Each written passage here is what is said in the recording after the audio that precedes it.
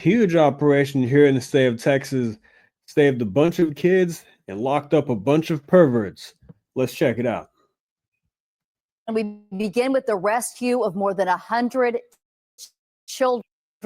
After the arrest of hundreds of adults across North Texas, the federal, state, and local law enforcement operation was designed to stop suspects accused of producing and distributing sexually explicit material involving children. NBC5's Sophia Beausoleil has details. You're going to be hearing from our speakers. This room is packed with more than 70 law enforcement agencies from across North Texas and the state who worked in partnership with FBI Dallas and the North Texas Internet Crimes Against Children Task Force to save kids and arrest predators. 109 children were rescued. Children who were once voiceless and invisible are now seen and protected. Operation Soteria's Shield has been around for 10 years. And in April, the month-long operation rounded up 244 people, the majority of them from North Texas, and 21 of them are registered sex offenders. Man, a month-long operation, they nabbed 244 pervs. That is some excellent work right there. Many of them here right in North Texas. Crazy. We are here today because child predators must be stopped. Authorities highlighted a couple of cases, including one out of Fort Worth. A man named Michael Huffman is facing 20 years in prison for distributing and possessing child pornography. When agents went to Huffman's home to execute a search warrant, they found him sitting in his driveway with his laptop open with child pornography on display. That is some sick stuff. That is horrifying. So they caught this dude in the act of his heinous crime. What a, I mean, you could walk by these people every day. You never know who they are. I mean, it's crazy. By Huffman's own admission, he's been trading this sickening material for years. The FBI says altogether they seized more than 1,100 digital devices and 213 terabytes of illicit material involving kids of all ages, including babies and toddlers. This is not a fun unit to be in. The content's awful. And we have men and women that are dedicated within the ICAC task force that we will come. Sorry, I keep stopping this because there's a lot to say. Babies and toddlers. What kind of sick human being distributes photos of babies and toddlers?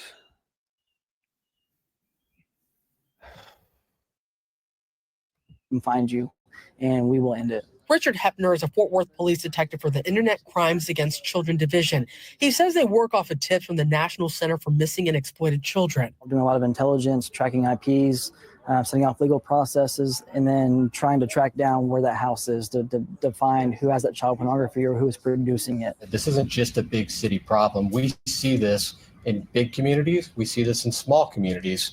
Any child can be a victim. The FBI is reminding families to educate themselves and their children about electronics and social media because authorities say it's easier for child predators to gain access to kids today more than it's ever been.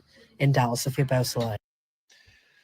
Unbelievable stuff. Just, that's a tough job. It's a very disturbing job that detective has, but it's also very rewarding to save these children and lock these people up. I mean, like I said, you could be walking past these people every single day and never know what they're doing behind closed doors, on a laptop or whatever. And it is important that parents really monitor this stuff. With social media and all that, these perverts have all kinds of access to this stuff.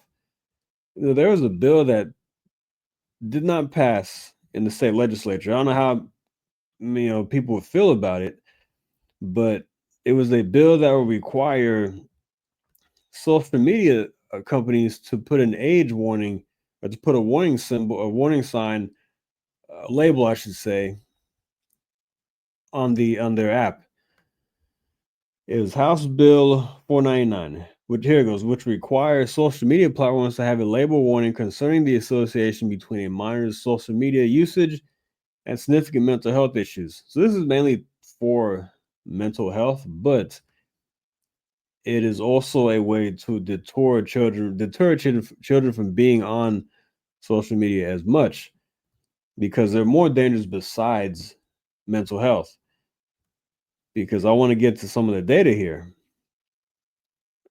that shows how many young people use, how many children use social media. Studies show that 95% of youth aged 13 to 17 report using social media, with more than a third saying that they use social media almost constantly. Nearly 40% of children aged 8 to 12 use social media, despite most platforms requiring a minimum age of 13 to sign up. I just don't know what an 8-year-old is doing on social media. I mean, I guess, I don't know, maybe because when I grew up, there was really no social media. I mean, they wouldn't have Instagram and all that. I mean, there was MySpace, but that came in my teenage years. And then you had AIM and all the instant messaging stuff, early on, but that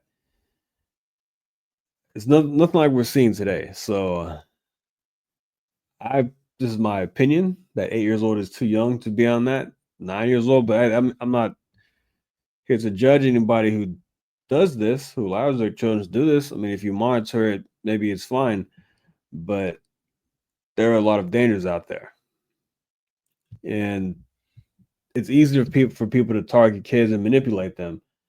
So just be mindful of that, and because 244 perverts, with many of them coming in North Texas. Man, that's great work by the FBI and then all the law enforcement agencies here in Texas getting together, coordinating this month-long effort to lock up nearly 250 people and save 109 kids. Hope they're doing more operations like this and get all these pervs behind bars, these sex offenders. They should be locked away. And that one pervert with the white beard might be getting 20 years in prison for that, for trading. Who just think trading child porn? It's just some things I just cannot wrap my head around. That's one of them. Yeah, so I'll leave that right there. It's pretty late, so I'm going to get going. Like and subscribe, and I will see you on the next one. Thank you. Take care.